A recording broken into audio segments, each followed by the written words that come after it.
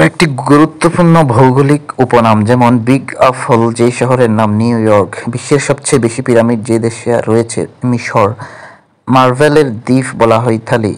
Aleppo শহরটি অবস্থিত সিরিয়ায়, কান্দাহার যে দেশের শহর আফগানিস্তান, বিশ্বের যে শহরকে দক্ষিণের রানী বলা হয় সিডনি, বাজারের শহর বলা হয় কায়রোকে, সম্মেলনের শহর বলা হয় জেনেভাকে, বিশ্বের ফ্যাশন রাজধানী হচ্ছে মিলান, ভার্সাই নগরে অবস্থিত ফ্রান্সে, মুক্তার দ্বীপ বলা হয় বাহরাইনকে, বজ্রপাতের দেশ বলা হয় ভুটানকে, প্রাচ্যের ডান্ডি বলা হয় নারায়ণগঞ্জকে, ধীবরের দেশ বলা হয় নরওয়েকে,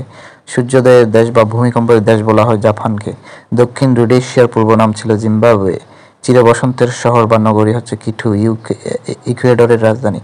চীনের দুঃখ বলা হয় হোয়াংহো নদীকে।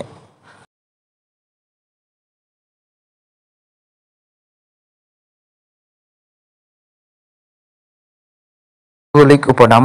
বিশ্বের রাজধানী বলা হয় নিউ ইয়র্ককে, বার্সেলোনা নগরী অবস্থিত স্পেনে,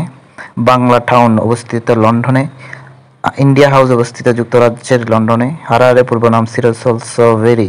বাতাসের শহর বা পৃথিবীর কসাইখানা বলা হয় শিকাগোকে,